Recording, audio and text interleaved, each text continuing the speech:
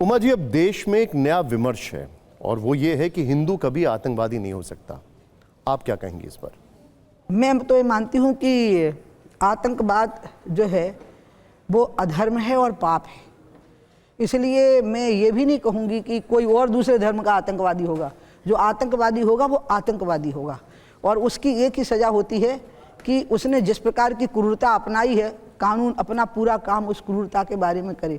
इसलिए हिंदू धर्म के साथ में आतंकवाद का शब्द जोड़ना तो इसलिए संभव नहीं है क्योंकि हिंदुओं ने तो सर्वे भवन्तु सुखिना, जो हमारा पाठ होता है संस्कृत में सवेरे आमतौर पर जो किया जाता है, सर्वे सन्तु निरामयाः, सर्वे भद्राणि पश्यन्तु माँ कश्चित् दुःख भाग् भवेत्, सब सुखी रहें, सब संपन्न रहें, सब आनंद के साथ में रहें और हम सबकी मंगल कामना करते हैं। ऐसा चित्त रखने वाला व्यक्ति तो हिंसा कर ही नहीं सकता, इसलिए हिंदू आतंकवादी हो नहीं सकता। हिंदू आतंकवाद शब्द का प्रयोग ही गलत है। लेकिन दीदी, आप कह रही हैं ये अच्छी बात है, लेकिन आपकी पार्टी के बहुत सारे नेता, बहुत सारे साधु संत वो ये कहते हैं कि आतंकवाद का धर्म होता है। अब मुझे नहीं पता वो कौन, कलर भी कह देते हैं हरा कलर है।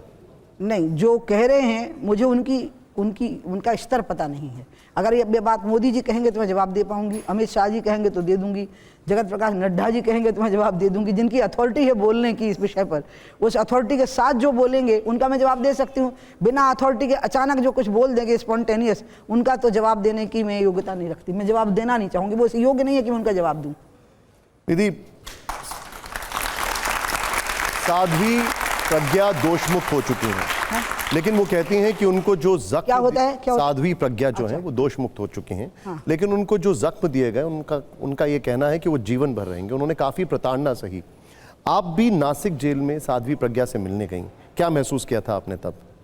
प्रज्ञा एक स्टूडेंट लीडर थी विद्यार्थी परिषद की, भोपाल की, और 99 जब मैंने चुनाव लड़ा था तो उन्होंने मेरे चुनाव में एक जिम्मेवारी ली थी, वो काम किया था विद्यार्थी परिषद के लोगों ने। तो मैं प्रज्ञा को जानती थी, एक मुस्कुराती हुई लड़की, शांत सी लड़की।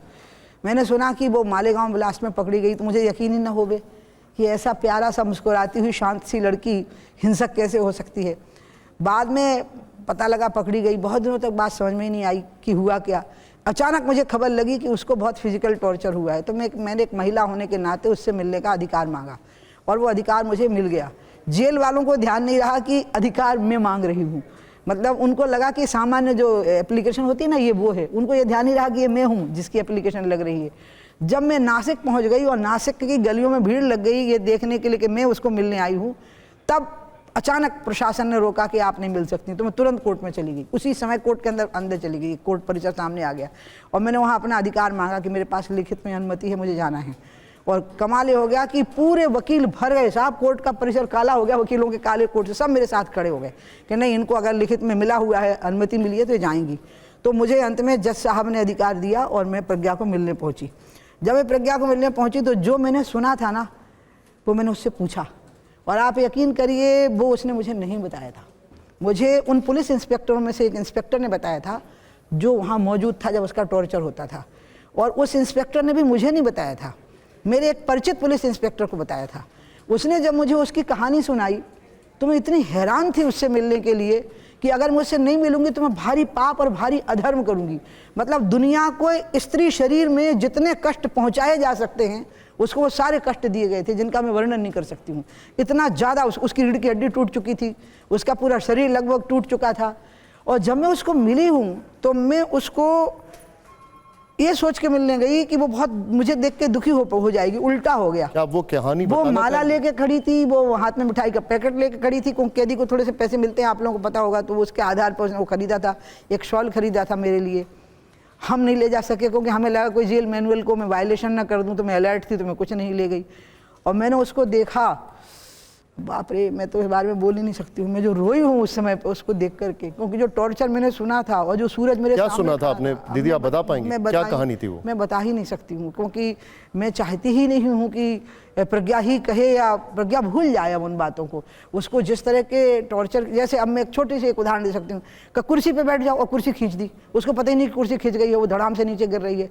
एक इंस्पेक्टर की ड्यूटी लग रही है कि इसके गाल पर 100 थप्पड़ मारो और उसको 100 थप्पड़ मारे जा रहे हैं। मतलब इंस्पेक्टर थक जाता था। फिर वो कहता था साहब 50 थप्पड़ के बाद ब्रेक दे दीजिए, फिर दूसरे गाल पर थप्पड़ मारो, उसके गाल हमेशा के लिए काले हो गए यहाँ पर। जब उसको पानी मांगती थी तो उसको किसी महिला के द्वारा क्या पिलाया जाता था, आप प्रज्ञा से पूछिए ना, मेरे से मुँह से क्यों खुलवाते हैं आप। और उसके गले की माला छटकने के लिए जिस तरह से उसकी गर्दन खींची जाती थी, मत पूछिए आप साहब।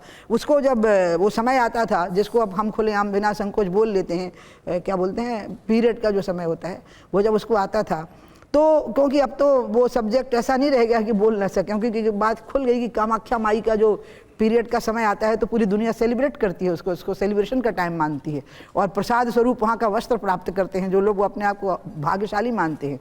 तो क्योंकि जगत जननी का स्थान है वो, और इसलिए उसको कुछ नहीं दिया जाता था, उसकी पूरी टांगें रक्त से सराबोर हो जाती थी। ऐसी कितने टॉर्चर हुए हैं जो बोल नहीं सकती ना। अच्छा नहीं लग रहा है, आप क्यों बुलवा रहे हैं मुझसे ये सब, मुझे नहीं अच्छा लग रहा, प्लीज़ आप इस बात को मत बुलवाइए। लेकिन मुझे अजीब ये लगा कि रो में रही थी और वो मुझे चुप करा रही थी। देखिए अभी मैं बात करूंगी ना, मैं रोने लग जाऊंगी, आपका सब सारा प्रोग्राम खराब हो जाएगा। मुझे नहीं अच्छा लगा उसके साथ जो हुआ, और अंत में वो निर्दोष साबित हुई। इतना टॉर्चर किसी का करना, और एक ऐसी बात पर टॉर्चर करना जिसका सबूत ही नहीं है कोई, सिर्फ एक ही बात मन में थी कि किसी तरह से एक भगवा आतंकवाद का शब्द का गठन किया जाए, फिर उसको इस्टेब्लिश करने के लिए कुछ एविडेंसेस कलेक्ट किए जाएं, उस एविडेंसेस के लिए घटना घटाई जाए, उस घटना में कुछ ऐसे इनोसेंट लोग फंसाए जाएं जिनका कोई लेना देना नहीं है, और उनको इतना टॉर्चर किया जाए जिसमें कर्नल प्रसाद पुरोहित था, जिसमें प्रज्ञा थी, और जिसमें दूसरे लोग थे। इसलिए मैं प्रज्ञा के लिए, जब भोपाल के लोगों ने, आपको बताती हूँ, छोटी छोटी दीदियाँ बैठी हैं, जब वोट दिए लोगों ने, तो मैंने कहा कि तुम एक वोट देख के इस पे एहसान नहीं कर रहे हो, इसके ऊपर वोट दे करके, बल्कि तुम्हारा वोट धन्य हो जाएगा जब इसको वोट मिलेगा, क्योंकि तुम्हारे लिए कुर्बानी देने को तैयार थी। और क्यों? क्योंकि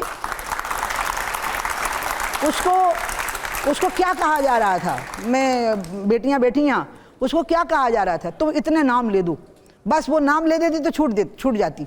उसमें कुछ अन्य राष्ट्रवादी संगठनों के 2-3 बड़े नाम थे, कुछ बीजेपी के बड़े नेताओं के नाम थे, कि तुम इतने नाम ले दो कि ये नेता साजिश कर रहे हैं सेफरन टेररिज्म की, भगवा आतंकवाद की एक आयोजना कर रहे हैं, बस इतने नाम तुम ले दो, तुम बच जाओगी। वो नाम लेने को तैयार नहीं थे, इसलिए टॉर्चर कर रहे थे। इसलिए मैं तो उस लड़की के सारे हिंदू समाज के लोगों को कहूंगी कि पांव धो दो कि पियो, तो मरने को तैयार हो गई, लेकिन नाम, झूठे नाम लेने के लिए तैयार। सब जानना चाहेंगे कौन टॉर्चर कर रहा था, किसके इशारे पर टॉर्चर? मैं इशारा क्या जानूं, मुझे नहीं मालूम। सरकार दोनों जगह पर कांग्रेस की थी, टॉर्चर कर रहे थे, पुलिस अधिकारी थे। आप क्यों चाहते हैं कि मैं किसी का नाम लूं? ठीक है, मैं आऊंगा उस पर। साजिश हो। हाँ।